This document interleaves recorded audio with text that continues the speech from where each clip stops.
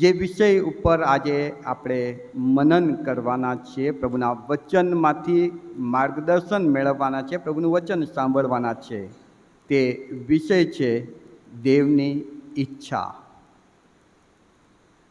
The will of God, ઈશ્વરની ઈચ્છા. આ સમયમાં આ બાબત જાણવી, સમજવી એ બહુ જરૂરી છે. બાળક જ્યારે 10મું પાસ કરીને બહાર આવે પછી એની આગળ ચોઈસ હોય છે, સાયન્સ, કોમર્સ, આર્ટ્સ. કઈ લાઈન લેવી, કયા દિશામાં આગળ વધવું, કયા વિષયો સિલેક્ટ કરવા. પ્રભુની ઈચ્છા શી છે? જોબ માટે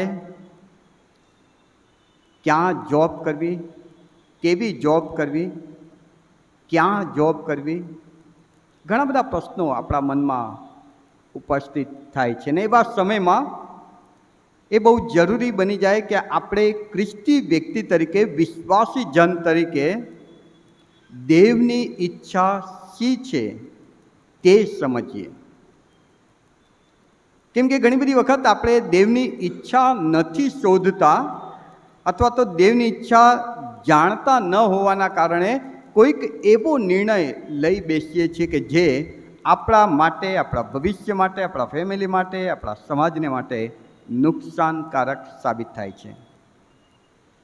અને માટે દેવની ઈચ્છા જાણવી, સમજવી બહુ જ જરૂરી છે. વાલાઓ,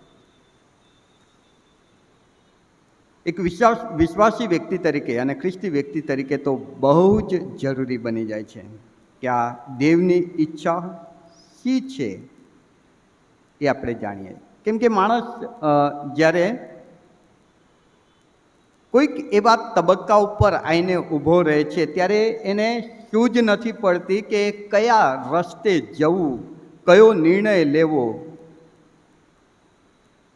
અને બહુ કન્ફ્યુઝ થઈ જાય છે.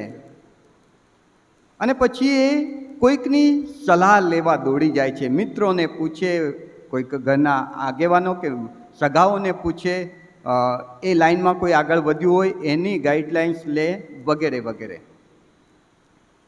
પણ એક ખ્રિસ્તી વ્યક્તિ તરીકે, વિશ્વાસી વ્યક્તિ તરીકે આપણા માટે એ જરૂરી છે કે આપણે દેવને પૂછીએ કે હે પિતા, હે પ્રભુ, હે દેવ, તમારી ઈચ્છા શું છે?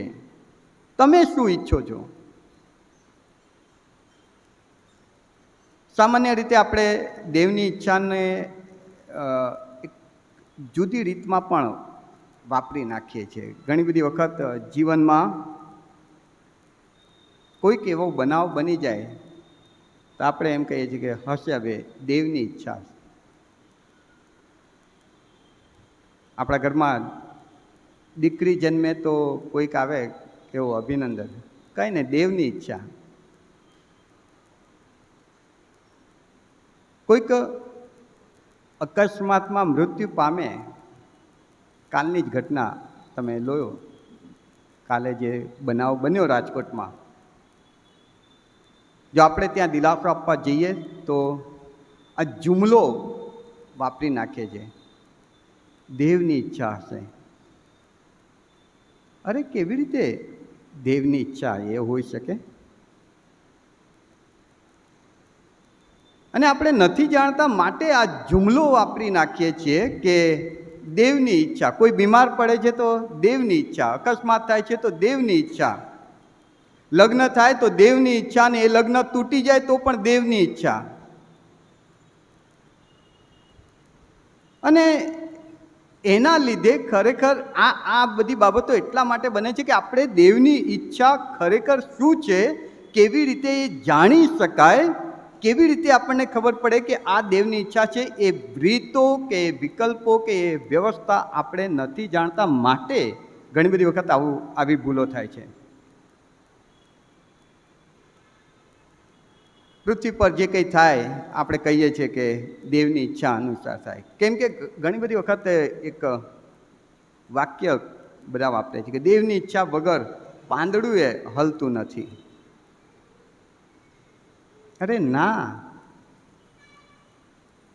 દેવની જાણમાં હોય છે. દેવ બધું જ ભૂતકાળ, વર્તમાન, ભવિષ્યકાળ એક સાથે બધું જોઈ શકે છે. એને બધી જ ખબર છે, એ બધું જોઈ શકે છે. પણ એની ઈચ્છામાં એ થાય છે ના. અને માટે વાલાઓ, આપણે એક ખ્રિસ્તી વ્યક્તિ તરીકે આ બાબતને અભ્યાસમાં લેવો જરૂરી બની જાય છે કે આપણે દેવની ઈચ્છા કેવી રીતે જાણી શકીએ, કેવી રીતે આપણને ખબર પડે કે આ દેવની ઈચ્છા છે. બીજી એક બાબત, કદાચ થોડુંક વિષયને લગતું છે, પણ એને જરા ડિટેલમાં પછીથી જોઈશું. એક વસ્તુ આપણે યાદ રાખીએ કે આપણો ઈશ્વર એ આપણી કલ્પનાઓ કરતાં મહાન છે, બહુ મોટા છે, બહુ વિશાળ. એની સમજણ અતર્કીય છે, આપણે તર્ક પણ ન કરી શકીએ એવી એની સમજણ છે. જ્યાંથી આપણું વિચારવાનું પૂરું થાય એનાથી આગળ તો એમની શરૂઆત હોય છે. એવા મહાન ઈશ્વર છે. તો એવા મહાન ઈશ્વરને આપણે એની ઈચ્છા કેવી રીતે જાણી શકીએ? કેમ કે આપણે એમને સમજી જ નહીં શકીએ, તો એના વિશે કેવી રીતે જાણી શકીએ અને એનું શું કહેવું છે એ કેવી રીતે જાણી શકીએ? કદાચ એક બે રવિવાર અભ્યાસ કરીશું અને આ બધા પ્રશ્નોનો જવાબ આપણે સમયે સમયે મેળવવાનો પ્રયત્ન કરીશું. વચન તરફ આગળ વધીએ પહેલાં એક વાત કહી દઉં કે દેવની ઈચ્છા કહેવું બહુ સરળ છે, સહેલું છે. બહુ વર્ષોની પ્રાર્થના પછી મને બાળક મળ્યું હોય અને અચાનકથી અકસ્માત થાય અને બાળક મૃત્યુ પામે, અથવા તો કોઈ માંદગી આવે ને બાળક મરી જાય, અને એ સિવાય મારે કોઈ સંતાન ન હોય, એકનું એક સંતાન હતું ને હવે બીજું થાય એવી કોઈ શક્યતા ન હોય ને એવું એકનું એક બાળક મૃત્યુ પામે, અને આપણે ખ્રિસ્તી વ્યક્તિ તરીકે ત્યાં દિલાસાની સભામાં કે દફનવિધિમાં જઈએ અને આ શબ્દ સહેજ રીતે બોલી જઈએ છીએ કે રડશો નહીં, દેવની ઈચ્છા હશે. આપણા માટે બોલવું એટલું સહેલું છે, પણ એ વ્યક્તિ માટે સ્વીકારવું બહુ જ અઘરું હોય છે. અને માટે જ્યારે દેવની ઈચ્છા વિશે અભ્યાસ કરીએ છીએ ત્યારે આ બાબત યાદ રાખીએ કે દેવની ઈચ્છા જે છે તે સ્વીકારવા માટેની હિંમત પણ આપણામાં હોવી જોઈએ. ફક્ત જાણવાની વાત નહીં. દેવની ઈચ્છા શું છે એ જાણવું એટલું જ જરૂરી નથી, પણ એ સ્વીકારવાની તાકાત પણ આપણામાં હોવી જોઈએ. કેમ કે ઘણી બધી વખત એ સ્વીકારવું બહુ જ અઘરું હોય છે. આજે આપણે પ્રસ્તાવના જોવાના છીએ દેવની ઈચ્છા વિષયને લઈને. થોડાક જ પોઈન્ટ્સ પીપીટી દ્વારા તમારી આગળ મૂકીશ. સૌથી પહેલાં દેવની ઈચ્છાનું મહત્ત્વ. દેવની ઈચ્છાનું મહત્ત્વ, importance of the will of God.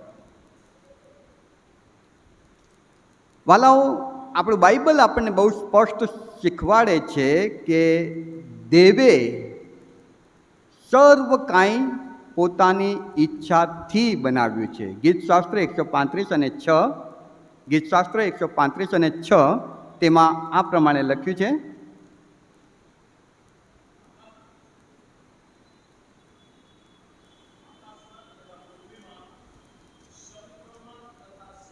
ઊંડાણોમાં યહોવાને જે જે સારું લાગ્યું તે સર્વ તેણે કર્યું છે. જે યહોવા દેવને સારું લાગ્યું, આકાશોમાં, પૃથ્વીમાં, સર્વમાં એને જે સારું લાગ્યું એ એણે બનાવ્યું છે. યહોવા બાપને, ઈશ્વર પિતા પુત્ર પવિત્ર આત્માને કોઈએ પ્રેશર કર્યું નથી કે તમે આ બનાવો, કોઈએ હુકમ નથી કર્યો કે તમે પૃથ્વી બનાવો. એણે પોતાની ઈચ્છાથી બધું બનાવ્યું છે. આ એક બહુ અગત્યની વાત આપણે સમજવી પડે કે જે કંઈ દ્રશ્ય અદ્રશ્ય છે એના ઉત્પન્ન કરતા ઈશ્વર છે, અને એ ઈશ્વરે પોતાની ઈચ્છાથી બધું બનાવ્યું છે. કોઈએ એમને પ્રેશર કર્યું નથી, કોઈએ એમને હુકમ આપ્યો નથી, કોઈએ એમને કહ્યું નથી કે તમે આ બનાવો. એમની ઈચ્છાથી સગળું એમણે સર્જ્યું છે.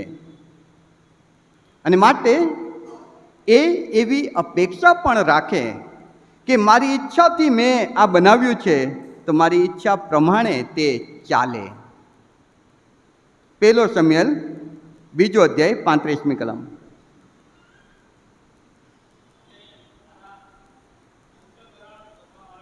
જે છે તે પ્રમાણે કરે એવો એક વિશ્વાસુ યાચક હું મારે વાસ્તે ઊભો કરીશ. સ્થિર રહે એવું ઘર હું તેને સારું બાંધીશ, અને મારા અભિષેકની સમ્મુખ તે સદા ચાલશે. મારી ઈચ્છા પ્રમાણેનું એક પાત્ર હું શોધીશ.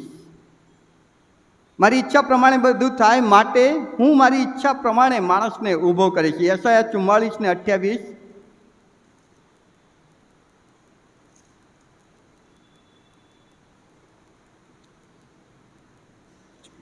યશાયા 44:28. તે જ કોરેશ વિશે કહે છે કે તે મારો ઘેટા પાળક છે, તે મારો બધો મનોરથ પૂરો કરશે. વળી તે યરૂશલેમ વિશે કહે છે કે તું ફરી બંધાઈશ અને મંદિરનો પાયો નાખવામાં આવશે. યરૂશલેમ વિશે કહે છે કે એ મારું મનગમતું. ઈશ્વર પોતાની ઈચ્છા પ્રમાણે બધું ચાલે એવી ઈચ્છા રાખે છે. ઈશ્વરે સૂર્ય બનાવ્યો તો ઈશ્વર ઈચ્છા રાખે છે કે સૂર્ય ઉગે, વધે અને આથમે. ઈશ્વરે ઋતુઓ બનાવી તે ઈચ્છા રાખે છે કે ઋતુઓ એના સમય પ્રમાણે ફરે. ઈશ્વરે તમને ને મને બનાવ્યા તો ઈશ્વર એવી ઈચ્છા રાખે છે કે આપણે એની ઈચ્છા પ્રમાણે ચાલીએ. અને માટે આપણા માટે બહુ જરૂરી બની જાય છે. કેમ કે કોઈ પણ વ્યક્તિ જ્યારે કશુંક બનાવે છે, કોઈ પણ વ્યક્તિ દાખલા કે જેણે રેડિયો બનાવ્યો હશે ત્યારે એ બનાવનાર વ્યક્તિએ એવી ઈચ્છા રાખીને બનાવ્યું હશે કે એના મગજમાં જે છે એ પ્રમાણે એ રેડિયો કે એ ટીવી કે એ જે કંઈ ઇન્સ્ટ્રુમેન્ટ છે એ કાર્ય કરે. અને માટે વાલાઓ, આપણા માટે એ બહુ જ જરૂરી છે કે આપણે દેવની ઈચ્છા પ્રમાણે ચાલીએ.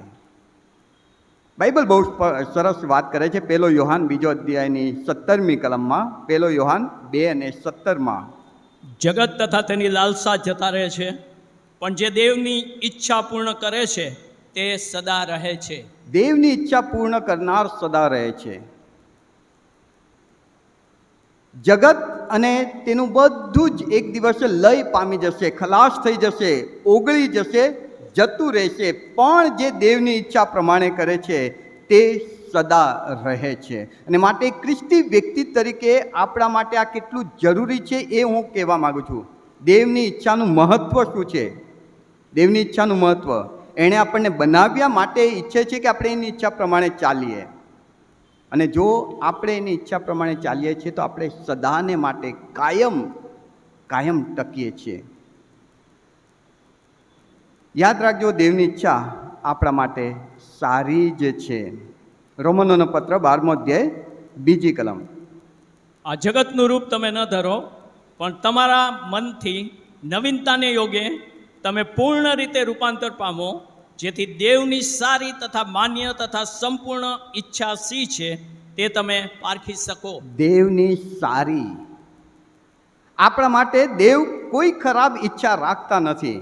દેવ ક્યારેય આપણા માટે એવું વિચારે જ નહીં કે આને નુકસાન થાય, આ ખલાસ થઈ જાય, આ ડિસ્ટ્રોય થાય. એવું ઈશ્વરની ઈચ્છા નથી. એની જે ઈચ્છા છે, એના જે માઇન્ડમાં છે આપણા માટે તે સારું જ છે. અને માટે એક વિશ્વાસી વ્યક્તિ તરીકે આપણે હંમેશા દેવની ઈચ્છા શોધવી જોઈએ. પહેલો રાજા 22મો અધ્યાય 5મી કલમ. પહેલો રાજા 22મો અધ્યાય 5મી કલમ. યહોશાફાટે ઇઝરાયલના રાજાને કહ્યું કે યહોવાની સી ઈચ્છા છે તે કૃપા કરીને આજ પૂછી જો. બહુ જરૂરી છે વાલાઓ કે યહોવાની શી ઈચ્છા છે તે પૂછી જોઈએ. ગીતશાસ્ત્ર 143 અને 10. મને તારી ઈચ્છા પ્રમાણે વર્તવાનું શીખવ, કેમ કે તું મારો દેવ છે. તારો ઉત્તમ આત્મા મને સપાટ માર્ગે દોરે. દાઉદની આ પ્રાર્થના આપણી રોજની પ્રાર્થના બનવી જોઈએ કે હે પ્રભુ, મને તારી ઈચ્છા પ્રમાણે વર્તવાનું શીખવ, કેમ કે હું જાણું છું તું મારો ઉત્પન્ન કરતા છે અને તે મને બનાવ્યો છે. તો તારી પાસે કોઈક સારું આયોજન છે, તારી કોઈક સારી ઈચ્છા છે અને એ પ્રમાણે હું જીવું. એ માટે મને તારી ઈચ્છા શોધવા સહાય કર. દેવની ઈચ્છા જાણવી, સમજવી અને સ્વીકારવી. એફેસીઓનો પત્ર 5મો અધ્યાય અને 17મી કલમ. એફએસી 5 અને 17. એ માટે અણસમજુ ન થાઓ, પણ પ્રભુની ઈચ્છા શી છે તે સમજો. અણસમજુ ન થાવ, अणसमझू न था. समझदार को इशारा काफी है. समझूक बनो, केम के अणसमझू देवनी इच्छा जाणतो नथी, जाणवानो प्रयत्न नथी करतो अने एना कारणे ए खोटा निर्णयो ले छे, जेना कारणे ते बेटे छे, तकलीफ आवे छे, संकटो आवे छे. पण जे समझू छे ते समझी जाय छे कि ईश्वर मारा उत्पन्न करता छे, एनी पासे मारा माटे आयोजन छे, ए मारा माटे सारी इच्छा राखे छे अने जो हूँ एनी इच्छा जाणुं छूं, समझूं छूं, स्वीकारूं छूं अने ए प्रमाणे जीवुं छूं तो हूँ सदाने माटे स्थापित थऊं छूं. देवनी इच्छाने फक्त जाणो अने समझो एटलुं ज नहीं, पण ए प्रमाणे जीवવું ए पण जरूरी छे. प्रेरितोनो कृत्य 21मो अध्याय 10 થી 14. प्रेरितोनो कृत्य 21मो अध्याय 10 થી 14. ત્યાં અમે ઘણા દિવસ રહ્યા. તે દરમિયાન અગાબાસ નામે એક પ્રબોધક યહૂદિયાથી આવ્યો. તેણે અમારી પાસે આવીને પાઉલનો કમરબંધ લીધો અને તેનાથી પોતાના હાથ પગ બાંધીને કહ્યું કે પવિત્ર આત્મા કહે છે કે જે માણસનો આ કમરબંધ છે તેને યરૂશાલેમમાંના યહૂદીઓ આવી રીતે બાંધીને વિદેશીઓના હાથમાં સોંપશે. એ સાંભળીને અમે તથા ત્યાંના લોકે પણ તેને યરૂશાલેમ ન જવાને વિનંતી કરી. ત્યારે પાઉલે તેમને ઉત્તર આપ્યો કે તમે શું કરવા રડો છો અને મારું દિલ દુખાવો છો? હું તો એકલો બંધાવાને નહીં, પણ પ્રભુ ઈસુના નામની ખાતર યરૂશાલેમમાં મરવાને પણ તૈયાર છું. જ્યારે તેણે માન્યું નહીં ત્યારે પ્રભુની ઈચ્છા પ્રમાણે થાઓ એમ કહીને અમે છાના રહ્યા. મંડળી અને પાઉલ, ત્યાં બે વ્યક્તિઓ છે. મંડળી પણ છે, મંડળીના કેટલાક લોકો છે ને પાઉલ છે. એક વ્યક્તિ આવીને પવિત્ર આત્મા દ્વારા મંડળીને એમ કહે છે કે આ પાઉલ કે જેનો કમરબંધ મેં લીધો છે એને બંદીવાન તરીકે લઈ જવામાં આવશે, એને તકલીફમાં મુકાવવું પડશે, એને સંકટોમાં મુકાવવું પડશે. પાઉલ પણ ગભરાયો હશે, મંડળી પણ ગભરાઈ છે. મંડળી દુઃખી થઈને પાઉલને કહે છે કે ચોક્કસ પવિત્ર આત્મા દ્વારા આ વાત આવી છે, ઈશ્વરની ઈચ્છા છે, પણ પાઉલ તું યરૂશાલેમ ના જા, ત્યાં બંદીખાનામાં તને નાખવામાં આવશે, બંદીવાન તરીકે તને પકડવામાં આવશે. દેવની ઈચ્છા પવિત્ર આત્મા દ્વારા ત્યાં જાહેર કરવામાં આવી કે પાઉલને બંદીવાન બનવું પડશે. અઘરું હોય, મુશ્કેલ હોય, દેવની ઈચ્છા જાણ્યા પછી એને સ્વીકારવી અઘરું છે. પણ વાલાઓ ત્યાં જુઓ, પાઉલે કહ્યું કે હું ફક્ત બંદીવાન બનવા માટે નહીં, મરવા પણ તૈયાર છું જો દેવની ઈચ્છા એવી છે તો. દેવની ઈચ્છાને હું આધીન થઉં છું, દેવની ઈચ્છાને હું સ્વીકારું છું. પવિત્ર આત્માએ કહ્યું કે તારે આ કરવાનું છે, એ પ્રભુની ઈચ્છા છે તો હું એ કરવા તૈયાર છું. અને મંડળી પણ દેવની ઈચ્છાને સ્વીકારીને પાઉલને વિદાય આપે છે. વાલાઓ, આપણને વ્યક્તિ તરીકે કુટુંબ તરીકે ઘણી બધી વખત જો આવી કંઈક દેવની ઈચ્છા માલુમ પડે છે કે જેમાં આપણે સામે મુશ્કેલી, પ્રશ્નો કે સંકટો રાહ જોતા હોય, પણ જો એ પ્રભુની ઈચ્છા છે તો પ્રભુની ઈચ્છાને સ્વીકારવી એ પણ બહુ જરૂરી છે અને એના માટે હિંમત જોઈએ. એફેસીઓનો પત્ર 6 અધ્યાયને 6 કલમ, એફએસી 6:6. માણસોને પ્રસન્ન કરનારાઓની પેઠે દેખરેખ હોય ત્યાં સુધી જ ચાકરી કરનારાની રીતે નહીં, પણ ખ્રિસ્તના દાસોની પેઠે જીવથી દેવની ઈચ્છા પૂરી કરો. દેવની ઈચ્છા જીવથી પૂરી કરો. પોતાની જાતને ખુશ કરવા નહીં, લોકોને ખુશ કરવા નહીં, પણ દેવની ઈચ્છા, ચાહે એમાં દુઃખ છે, ચાહે એમાં પ્રશ્ન છે, ચાહે એમાં અપમાન છે, ચાહે એમાં ગમે તે બાબતો બનતી હોય, પણ જો એ દેવની ઈચ્છા છે તો બાઇબલ કહે છે કે તમારે એ દેવની ઈચ્છા પૂરી કરવી જોઈએ. દેવની ઈચ્છાના પ્રકારો, કેવી કેવી ઈચ્છા દેવની હોઈ શકે. પ્રકાર, રીત નહીં હો, રીત હજુ આગળ આપણે જોઈશું કે કેવી રીતે દેવની ઈચ્છા જાણી શકાય એ આગળ જોઈશું. પણ દેવની ઈચ્છાના પ્રકારો છે, અલગ અલગ પ્રકારની એમની ઈચ્છા છે. સૌથી પહેલી ઈચ્છા દેવની અટલ ઈચ્છા, કે જેને કોઈ રોકી ન શકે, જેને રોકવાની કોઈની તાકાત નથી, કોઈ એને અટકાવી ન શકે એવી દેવની કેટલીક ઈચ્છાઓ. જેમ કે ઈશ્વરે વિચાર્યું કે હું પૃથ્વી બનાવું, એની ઈચ્છા હતી અને એમણે એ બનાવી. કોઈ એમને રોકી ન શક્યું, કોઈ એમને અટકાવી ન શક્યું, કોઈ નહીં. આ એની અટલ ઈચ્છા. લુકની સુવાર્તા 22મો અધ્યાય 41 અને 42.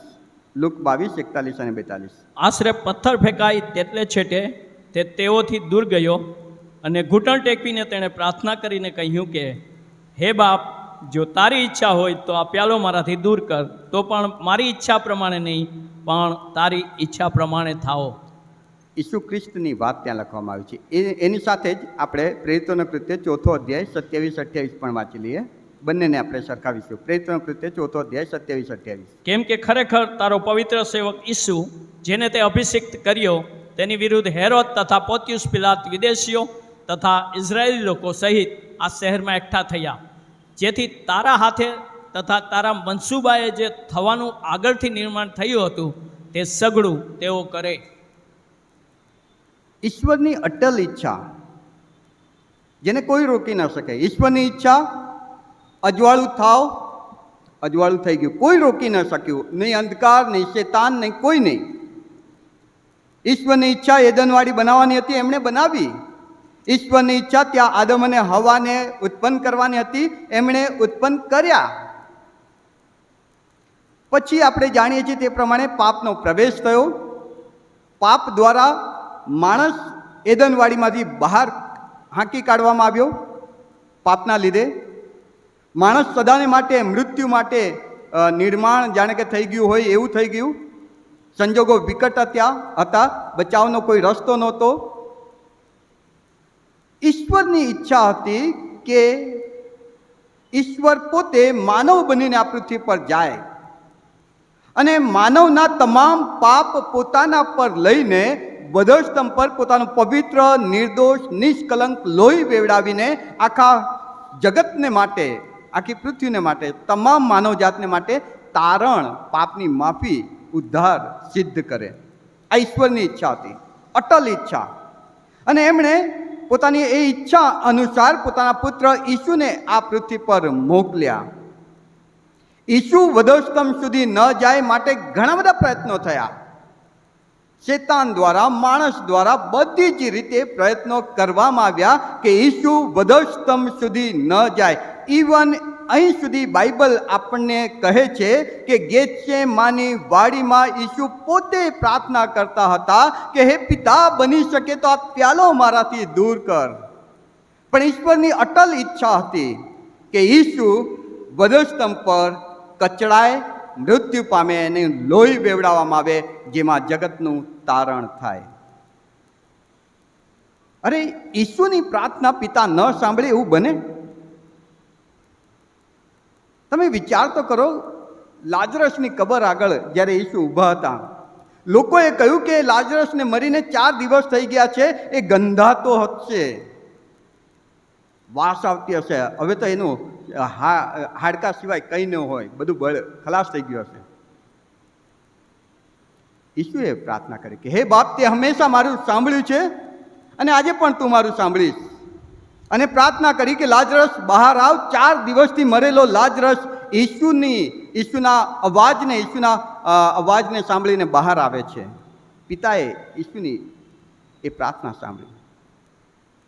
બાઇબલમાં તમે જુઓ, ઈસુની કોઈ પ્રાર્થના નકારવામાં આવી નથી, સિવાય કે આ ગેતસેમાની વાડીમાં. કેમ કે ત્યાં પિતાની અટલ ઈચ્છા હતી કે માનવનું તારણ, ઉદ્ધાર, પાપની માફી માટે એક નિર્દોષ હલવાન તરીકે ઈસુ વધસ્તંભ પર જડાય. પ્રભુની આ અટલ ઈચ્છા. આવી ઘણી પિતાની અટલ ઈચ્છા કે જેને કોઈ રોકી નહીં શકે એવી હોય છે. ઈચ્છાના પ્રકાર બતાવી રહ્યો છું આપને. બીજો પ્રકાર, ઈશ્વરની ઈચ્છાનો બીજો પ્રકાર. દેવની કેટલીક એવી ઈચ્છા કે જે મરજિયાત હોય, ફરજિયાત નહીં, મરજિયાત, સ્વૈચ્છિક. જેમ કે એદનવાડીમાં ઈશ્વરે આદમ અને હવાને મૂક્યા, ત્યારે ઈશ્વરે આદમ હવાને બંનેને કહ્યું હતું કે આ એદનવાડીમાં ભલું ભૂંડું જાણવાનું વૃક્ષનું ફળ છે જે તમારે ન ખાવું. મારી ઈચ્છા છે કે તમે ન ખાતા. પણ ત્યાં ઈશ્વરે આદમ હવાને સ્વતંત્ર ઈચ્છા શક્તિ આપી હતી. ઈશ્વરની અટલ ઈચ્છા નહોતી એ. ઈશ્વરની ઈચ્છા હતી કે ન ખાય, પણ મરજિયાત. ના ખાવ તો સારું, સ્વૈચ્છિક, કોઈ દબાણ નહીં, કોઈ ફરજિયાત નહીં. કેમ કે ઈશ્વરે માણસને રોબોટ નથી બનાવ્યા. ઇવન ઈશ્વરે તો દૂતોને પણ રોબોટ નથી બનાવ્યા. દૂતોને પણ સ્વતંત્ર ઈચ્છા શક્તિ ઈશ્વરે આપી છે. અને માટે જ શેતાને, જે પહેલા ઈશ્વરનો દૂત હતો, પણ એની ઈચ્છાથી એણે ઈશ્વરની ઈચ્છાની વિરુદ્ધ જઈને પાપ કર્યું. અને 3જા ભાગના દૂતોને પણ એણે પોતાની સાથે સામેલ કર્યા.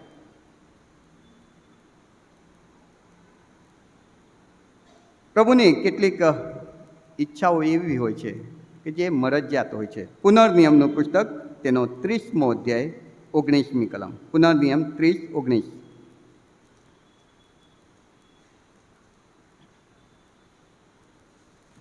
હું આજે આકાશને તથા પૃથ્વીને તમારી સામે સાક્ષી રાખું છું કે મેં આજે તારી આગળ જીવન તથા મરણ, આશીર્વાદ તથા શાપ મૂક્યા છે. માટે જીવન પસંદ કર કે તું તથા તારા સંતાન જીવતા રહે. ઈશ્વર માણસની આગળ જીવન તથા મરણ, આશીર્વાદ અને શ્રાપ બંને મૂકે છે. અને પોતાની ઈચ્છા જાહેર કરે છે કે જો બધું તારી આગળ છે, પણ મારી ઈચ્છા જો તું પૂછીશ ને, તો મારી ઈચ્છા એવી છે કે તું ભલું પસંદ કર, જીવન પસંદ કર, આશીર્વાદ પસંદ કર. પણ ફરજિયાત નથી, તારા પર ડિપેન્ડ છે. તું નિર્ણય લઈ શકે છે. મારી ઈચ્છા મેં તારી આગળ જાહેર કરી, નિર્ણય તારે લેવાનો છે. માનવને આ સ્વતંત્ર ઈચ્છા શક્તિ ઈશ્વરે આપી છે. એદનવાડીમાં બીજા રેફરન્સ હું વંચાવતો નથી, તમે જોઈ લેશો. સમયના અભાવે આપણે જરા ઝડપથી જવાનો પ્રયત્ન કરીએ. 3જી બાબત, દેવના ઈચ્છાના પ્રકારો. દેવની ગુપ્ત ઈચ્છા. પુનર્નિયમ 29 અને 29. પુનર્નિયમ 29 અને 29, ત્યાં આગળ એવું લખ્યું છે, મર્મો યહોવા આપણા દેવના છે. મર્મ એટલે રહસ્ય, ગુપ્ત વાત. એ આપણા દેવ યહોવાના છે. એ ગુપ્ત વાત શું છે, મર્મ શું છે, આપણે નથી જાણતા. દેવની ઘણી બધી એવી ઈચ્છાઓ હોય છે કે જે મર્મ હોય છે, રહસ્ય હોય છે, ગુપ્ત હોય છે. જેમ કે પ્રેરિતોના કૃત્યના 1 અધ્યાયના 7મા વચનમાં આપણે વાંચીએ. પ્રેરિતોના કૃત્ય 1 અધ્યાય 7મું વચન. તેણે તેઓને કહ્યું કે જે કાળ તથા સમય બાપે પોતાના અખત્યારમાં રાખ્યા છે તે જાણવાનું તમારું કામ નથી. ઈસુ ખ્રિસ્ત ત્યાં પોતાના શિષ્યોને કહી રહ્યા છે કે શિષ્યોએ જ્યારે પ્રભુને પૂછ્યું, ઈસુને પૂછ્યું કે તું દેવનું રાજ્ય હવે સ્થાપે છે, તમે તો મૃત્યુ પામ્યા, પુનરુત્થાન પામ્યા, હવે બધું પતી ગયું, હવે દેવનું રાજ્ય સ્થાપો છો? ઈસુ પોતાના શિષ્યને કહે છે કે જે કાળ, જે સમય, જે ઘટના, જે વ્યવસ્થા, જે બાબતો દેવે પોતાના અખત્યારમાં રાખ્યા છે એ ગુપ્ત છે. ક્યારે? દેવ જ જાણે છે. કેવી રીતે? દેવ જ જાણે છે. ક્યાં? દેવ જ જાણે છે. ઈશ્વરની કેટલીક એવી ઈચ્છાઓ હોય છે કે જે ગુપ્ત હોય છે, રહસ્ય હોય છે, મર્મ હોય છે, કે જે ઈશ્વર જ જાણતા હોય છે. દેવની ઈચ્છા આ ત્રણ એના પ્રકાર છે. હવે કેવી રીતે જાણી શકાય? કેવી રીતે આપણે એ દેવની ઈચ્છા છે કે નહીં એ જાણી શકાય? ક્યાંથી જાણી શકાય? રીત હું કહેવા માગું છું, ક્યાંથી નહીં. ક્યાંથી જાણી શકીએ એ કદાચ આવતા રવિવારે આપણે જોઈશું, પણ કેવી રીતે જાણી શકાય? દેવની ઈચ્છા કેવી રીતે જાણી શકાય? સૌથી પહેલાં જો દેવની ઈચ્છા જાણવી હોય ને, કોઈક સમય અટકી પડો અને ખબર ન પડે, સૂઝ ન પડે કે હવે શું કરવું, કઈ દેવની ઈચ્છા છે, આમ જવું કે આમ જવું, ત્યારે દેવની ઈચ્છા જાણવાની રીત કઈ છે એ અત્યારે આપણે જોઈએ છીએ. સૌથી પહેલી રીત, ઉપવાસ અને પ્રાર્થના દ્વારા પ્રભુના ચરણોમાં બેસો. દેવની ઈચ્છા જાણવી હોય તો એના ચરણોમાં બેસવું પડે. ઉપવાસ અને પ્રાર્થના દ્વારા હેઝરા 8:21 આ પ્રમાણે કહે છે. હેઝરા 8:21. તે પછી આહવા નદીની પાસે મેં ઉપવાસનો ઢંઢેરો પીટાવ્યો કે અમારા દેવની સમ્મુખ દીન થઈને અમારે પોતાને સારું, અમારા બાળકોને સારું તથા અમારી સર્વ માલ મિલકતને સારું અમે તેની પાસેથી સીધો રસ્તો શોધી લઈએ. સીધો રસ્તો. પ્રભુ, અહીં તો અમને બહુ બધા રસ્તા દેખાય છે. આમ બી જવાય છે, આમ બી જવાય છે, આમ બી જવાય છે, આમ બી જવાય છે, આમ બી જવાય છે. આમાં સીધો રસ્તો કયો? તારી ઈચ્છાનો રસ્તો કયો?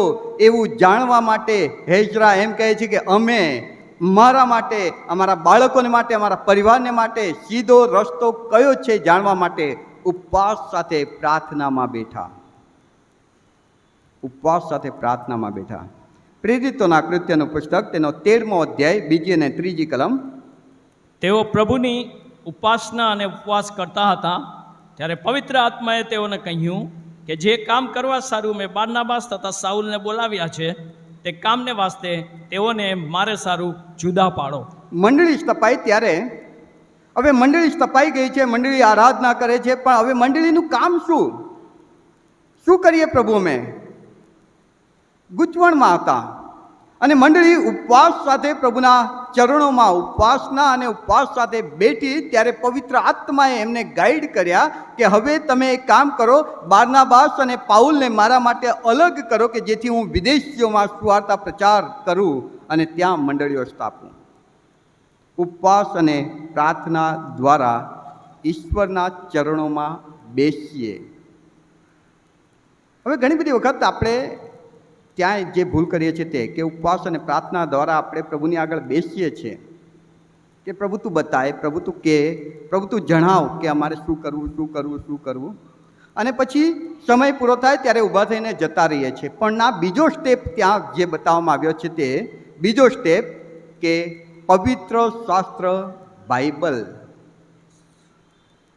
પવિત્ર શાસ્ત્ર બાઇબલમાં ડોક્યું કરવું પડે. બાઇબલને પૂછવું પડે, બાઇબલને વાંચવું પડે અને એમાં સમજવું પડે કે પ્રભુ મારે કયો નિર્ણય લેવો જોઈએ. ઘણી બધી બાબતોમાં આપણે આ નથી કરતા. બાઇબલ બહુ સ્પષ્ટ છે. જેમ કે લગ્ન થયા હોય અને પછી કોઈક ત્રીજું પાત્ર ઇન્ટરફેર કરતું હોય અને વ્યક્તિ પ્રભુને પૂછવા જાય, પ્રભુ તારી શું ઈચ્છા છે? અલ્યા ભાઈ, બાઇબલમાં બતાવી દેવામાં આવ્યું છે કે વ્યભિચાર પાપ છે.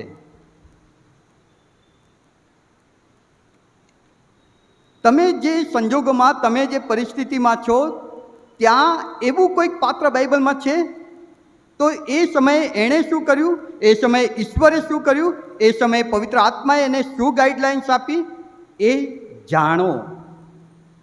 ઈશ્વરની ઈચ્છા સમજવાની આ બીજી રીત. પહેલું, પ્રાર્થના ઉપવાસ સાથે પ્રભુના ચરણોમાં બેસવાનું, અને પ્રભુના ચરણોમાં બેઠા પછી, પ્રાર્થના પછી બાઇબલ વાંચવાનું અને બાઇબલમાં જોવાનું કે આવા સંજોગોમાં મારે શું નિર્ણય લેવું જોઈએ. ઘણી બધી વખત પછી કેવું થાય છે કે બાઇબલના વચનો વાંચ્યા પછી પણ આપણને નથી સમજાતું કે શું કરવું જોઈએ. ત્યારે આ ત્રીજી રીત, ત્રીજો પોઈન્ટ, પ્રભુના સેવકોને પૂછીએ કે આ બાબતે મને કશી સમજણ નથી પડતી, બાઇબલમાં બતાવ્યું છે પણ આવું પણ છે અને આવું પણ છે, તો મારે આ સંજોગોમાં કેવો નિર્ણય લેવો જોઈએ. પ્રભુના સેવકોને પૂછીએ. બાઇબલમાં એવા ઘણા દાખલા છે, જેમ કે પહેલો રાજા 22મો અધ્યાય 5મી કલમ. પહેલો રાજા 22મો અધ્યાય 5મી કલમ. યહોશાફાટે ઇઝરાયલના રાજાને કહ્યું કે યહોવાની સી ઈચ્છા છે તે કૃપા કરીને આજ પૂછી જો. અને મિખાયા પ્રબોધકને પછી બોલાવવામાં આવે છે. યહોશાફાટે મિખાયાને બોલાવીને પૂછ્યું કે યહોવાની શું ઈચ્છા છે, તું અમને કહે, અમને સમજણ નથી પડતી, તું અમને કહે. હવે એ જ યહોશાફાટ બીજો રાજા 3જો અધ્યાય 11મી કલમમાં.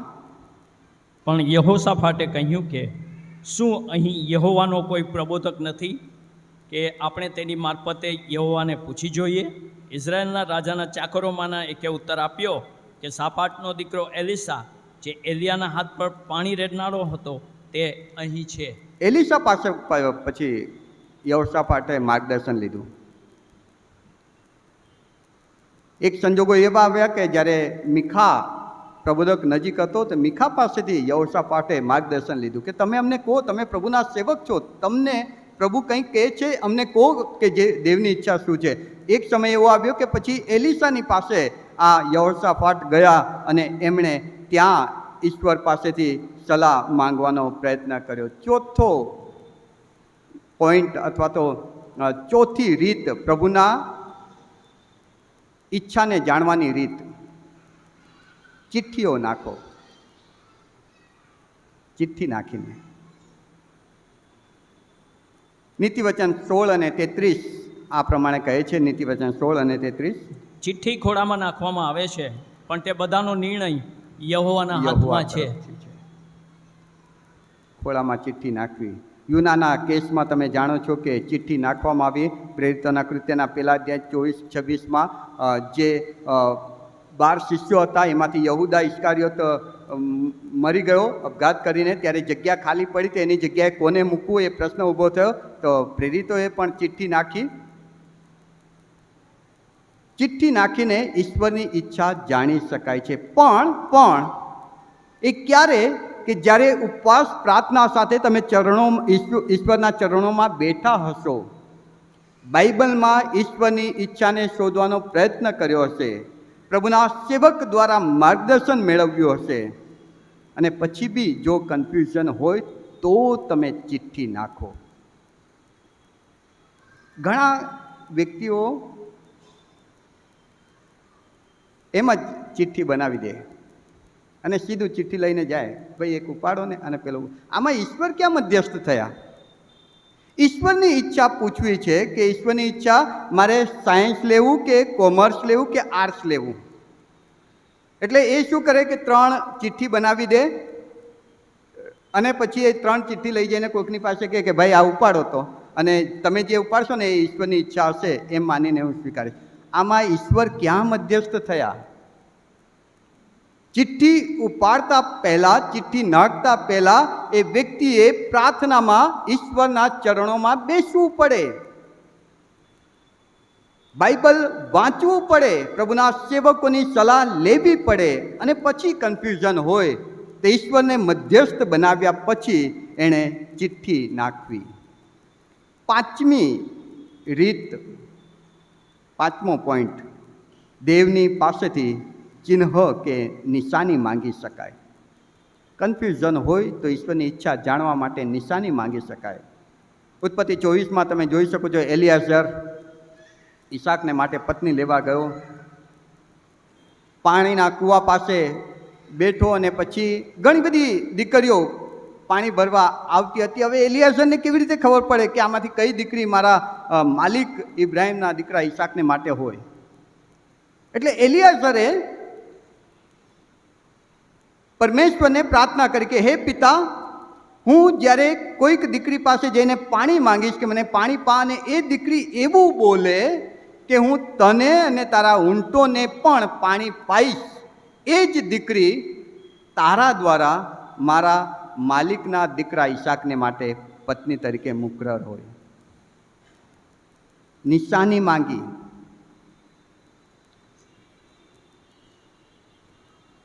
ન્યાયાધીશ 6માં 36થી 40માં ગિદિયોનની વાત આવે છે. પ્રભુ જ્યારે ગિદિયોનને કહે છે કે ગિદિયોન ઊભો થા, બીકણો હતો, ડરપોક, ખળીમાં ઘઉં ઝૂડતો હતો. પ્રભુ કહે છે ગિદિયોન, તારા દ્વારા હું ઇઝરાયલને બચાવ કરવા માગું છું, એમને છોડાવવા માગું છું, ફલિસ્તીઓને મારવાનું છે. પ્રભુ, હું બીકણ છું. પ્રભુ કે હું સામર્થ્ય આપીશ. મને કેવી રીતે ખબર પડે પ્રભુ તમે મને સામર્થ્ય આપશો? મને નિશાની આપો. આ ઊન મૂકું છું, એ ઊન પલળે, આજુબાજુની જગ્યા કોરી રહે તો હું માનીશ કે તમે મારી સાથે છો. અને એવું થયું. પછી પાછું રિવર્સ એણે કર્યું. ઓકે પ્રભુ, હજુ કન્ફ્યુઝન છે, એક કામ કરો, આ વખતે આજુબાજુની જગ્યા કોરી રહે, પલળી જાય અને ઊન કોરું રહે. પ્રભુએ એવું પણ કરીને નિશાની આપી. આપણે જ્યારે પ્રભુ પાસે નિશાની માંગીએ છીએ ત્યારે પ્રભુ ખોટું લગાડતા નથી, ગુસ્સે થઈ જતા નથી. આપણું કન્ફ્યુઝન દૂર કરવા પ્રભુ નિશાનીઓ પણ આપે છે. અને માટે યાદ રાખીએ, ઝડપથી હવે એક છેલ્લી સ્લાઇડ જોઈ લઈએ. દેવની ઈચ્છા આપણા માટે સારી જ છે. યાદ રાખીએ વાલાઓ, દેવની ઈચ્છા આપણા માટે સારી જ છે. ઝડપથી પોઈન્ટ જવા દેશો. યર્મિયા 29:11-12, બીજો પિતર 3 અને 9. ઈશ્વર આપણા માટે સારી જ ઈચ્છા ધરાવે છે. હંમેશા તે આપણા માટે સારું, ભલું, ઉત્તમ વિચારે છે. કદાચ એના માટે દુઃખમાંથી પસાર થવું પડે, પણ આખરે આપણા માટે સારું હોય છે. દેવની ઈચ્છામાં ઘણી બધી વખત આપણે દુઃખ, મુશ્કેલી કે પ્રશ્નોમાંથી પણ પસાર થવું પડે. પ્રેરિતોના કૃત્યના 10-21 અધ્યાયમાં 10-14 વચન જે વાંચવામાં આવ્યા, પાઉલને કહેવામાં આવ્યું કે દેવની ઈચ્છા છે કે તું યરૂશલેમ જા, પણ ત્યાં તારે બંદીવાન થવું પડશે, ત્યાં લોકો તને પકડશે, ત્યાં તને લોકો મારશે. બોલ, જવા તૈયાર છે? પ્રભુની ઈચ્છા છે તારે જવાનું છે. પાઉલ કહે છે કે હું જવા તૈયાર છું. અરે મરવું પડે તો મરવા પણ તૈયાર છું. કેમ કે પાઉલ જાણતો હતો કે મારો અંતે વિજય છે. આ દુઃખ, પ્રશ્ન, મુશ્કેલી, સંકટો રસ્તામાં આવતા અવરોધો છે, પણ એને પેલે પાર મારો ઈસુ છે કે જે વિજયનો મુંગટ મારા માથે મૂકે છે. અને માટે જ્યારે દેવની ઈચ્છા પ્રમાણે કરવાનું થાય ત્યારે વાલાઓ યાદ રાખજો કે દેવની ઈચ્છા આપણા માટે સારી જ છે. એના માટે ઘડીક દુઃખ સહન કરવું પડે તો કરીએ, કેમ કે આખરે આપણા માટે ઈશ્વર સારું વિચારે છે. જેમ પ્રભુ ઈસુ ખ્રિસ્તને માટે, ઈસુને માટે પિતાની ઈચ્છા હતી કે દુઃખ સહન કરે, કચડાય, એને કોરડા મારવામાં આવે, એના મોં પર થૂકવામાં આવે, એનું અપમાન કરવામાં આવે, એને મારી નાખવામાં આવે. જેનું ભલું કર્યું હોય એ જ લોકો એની વિરુદ્ધ પોકાર કરે કે એને વધસ્તંભે જડો, એને કાઢી મૂકો. એ છતાં પણ ઈશ્વરની ઈચ્છા હતી કે ઈસુ એ બધું જ સહન કરે, અને ઈસુ એ બધું જ સહન કર્યું. ત્યારે આખરે ઈસુને વિજયવંત જાહેર કરીને આખા જગતના ઉદ્ધારકર્તા તરીકે, તારણહાર તરીકે, ન્યાયાધીશ તરીકે પિતાએ રાજ્યાસન આપ્યું.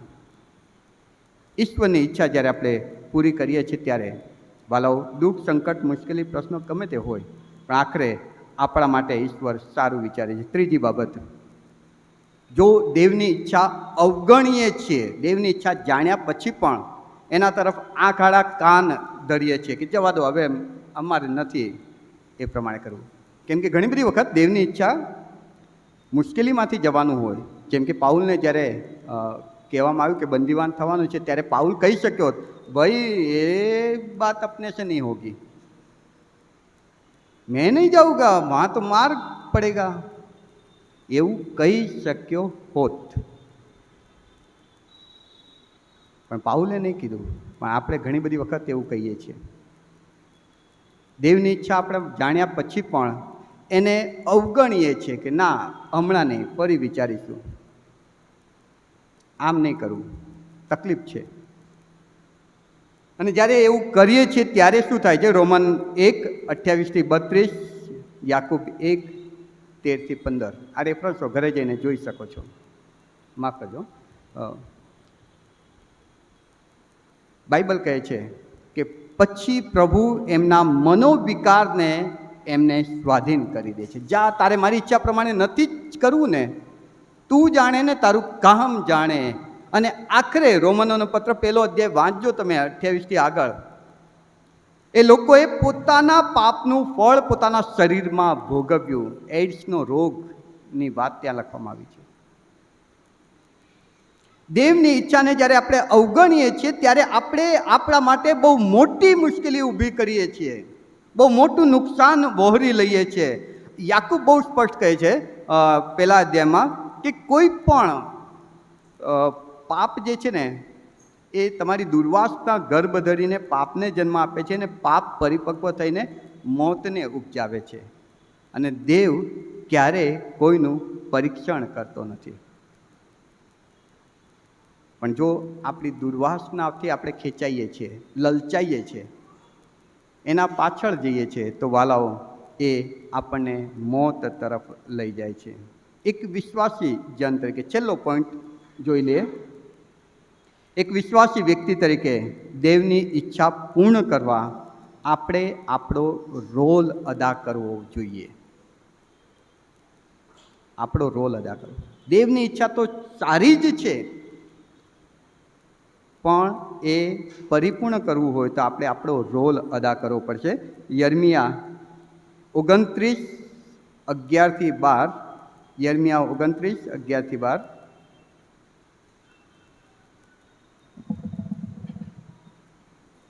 કેમ કે જે ઈરાદા હું તમારા વિશે રાખું છું તેઓને હું જાણું છું, એવું યહોવા કહે છે. એ ઈરાદા ભવિષ્યમાં તમને આશા આપવા માટે વિપત્તિને લગતા નહીં, પણ શાંતિને લગતા છે. ઓકે, એક મિનિટ. જે ઈરાદા, જે ઈચ્છા હું તમારા માટે રાખું છું એ હું જાણું છું, અને એ ઈરાદા કે એ મારી ઈચ્છા તો ભવિષ્યમાં તમને બહુ જ ખુશી આપવાની છે, બહુ જ આશીર્વાદ આપવાની છે. પણ હવે આગળ તમે મને હાક મારશો ને તમે જઈને મારી પ્રાર્થના કરશો, એટલે હું તમારું સાંભળીશ. તમારે હાક મારવી પડશે. આ મારો રોલ છે. પ્રભુ મારા માટે સારા ઈરાદા રાખે છે, પણ કેવી ઈચ્છા કે કેવા ઈરાદા છે જાણવું હોય તો મારે એને હાક મારવી પડે, મારે એને શોધવું પડે. તમે મને ઢૂંઢશો તો હું તમને મળીશ. તમે મારી પાસે આવશો તો હું એ ઈરાદા તમારી આગળ જાહેર કરીશ. તમે મને પૂછશો તો હું તમને જણાવીશ કે મારી તમારા માટે સારી ને ઉત્તમ ઈચ્છા આ છે. આ મારો રોલ છે. મારે હાક મારવી પડશે, મારે એને ઢૂંઢવું પડશે, મારે એના ચરણોમાં બેસવું પડશે, તો હું તેની ઈચ્છા કે જે મારા માટે સારી છે તે જાણી શકીશ. યોહાનની સુવાર્તા 3:16. માફ કરજો, તમે નહીં બોલતા. કોઈને ખબર છે યોહાન 3:16? વાહ, ચાલો, જાગો છો. Thank you. દેવે જગત પર એટલી બધી પ્રીતિ કરી કે તેણે પોતાનો એકાકી જનિત દીકરો આપ્યો. એ સારું કે જે કોઈ તેના નામ પર વિશ્વાસ કરે કોઈનો નાશ ન થાય, પણ બધા અનંત જીવન પામે, એવી દેવની ઈચ્છા છે. પણ એ માટે વિશ્વાસ કરવો પડશે. આ મારો રોલ છે. મારે વિશ્વાસ કરવો પડશે તો મને એ અનંત જીવન મળશે. દેવની ઈચ્છા તો છે કે મને અનંત જીવન મળે, પણ એમાં મારો રોલ શું છે? મારે વિશ્વાસ કરવો પડશે. યોહાન 6:40. કેમ કે મારા બાપની ઈચ્છા એ છે કે જે કોઈ દીકરાને જોઈને તેના પર વિશ્વાસ કરશે તેને અનંત જીવન મળશે, અને છેલ્લે દહાડે હું તેને પાછો ઉઠાડીશ. ઈસુ ખ્રિસ્તે કહ્યું છે વાલાઓ, કોઈ સામાન્ય માણસ નહીં, દેવોનો દેવ, પ્રભુનો પ્રભુ ઈસુ ખ્રિસ્ત પોતે એવું કહે છે કે મારા બાપની ઈચ્છા એ છે કે તમને બધાને અનંત જીવન મળે, પણ એ માટે વિશ્વાસ કરવાનો રોલ તમારે અદા કરવો પડશે. દેવની ઈચ્છા પૂરી કરવા મેં મારો રોલ અદા કરવો પડે. વાલાઓ, દેવની ઈચ્છા જાણીએ, સમજીએ, સ્વીકારીએ તે સારી જ છે. હા, કદાચ રસ્તામાં તકલીફ આવે, મુશ્કેલી આવે, પણ અંતે આપણા માટે ભલું છે, આશીર્વાદ છે. પણ એના માટે મારે એના ચરણોમાં બેસીને જાણવું પડે કે પ્રભુ તારી શું ઈચ્છા છે. એનું વચન વાંચવું પડે કે જેમાં એ મારી સાથે વાત કરે. એના સેવકોને પૂછવું પડે કે આનો મતલબ શું થાય છે, અને મારે જે રોલ અદા કરવાનો છે, જો દેવની ઈચ્છા એમ હોય કે ભાઈ તું આ કર, તો મારે તે કરવું પડે, તો એ આશીર્વાદ મળશે. પ્રભુ આપણને વચન સમજવાની કૃપા આપો. આમેન. પ્રાર્થનામાં મેં પ્રાર્થના કરીએ. પરમ પવિત્ર મારા જીવંત ઈશ્વર, અમે તમારો આભાર માનીએ છીએ તમારા અદ્ભુત પવિત્ર વચનને માટે. તમે અમારા માટે ભલાઈ, સુખ, આનંદ અને આશીર્વાદને અનંતકાલિક સુખદાયી વાનાઓ ઈચ્છો છો. પણ ઘણી બધી વખત અમે તમારી ઈચ્છા જાણતા નથી, અથવા જાણ્યા પછી પણ એને અવગણીએ છીએ, જેના કારણે અમે મુશ્કેલી, પ્રશ્નો અને અનંતકાલિક નાશ તરફ જઈએ છીએ. પણ આજે ફરી એકવાર તમે તમારી ઈચ્છા જાણવા માટે અમને ઉત્તેજન આપ્યું. કેવી રીતે જાણી શકાય એ માટે તમે અમને ગાઈડ કર્યા. તે માટે અમે તમારો આભાર માની છે. અમે અમારો રોલ અદા કરીએ એ માટે તમારી કૃપા આપો. ઈસુ ખ્રિસ્તના નામમાં અમારી પ્રાર્થના સાંભળો, સ્વીકારો. આમેન.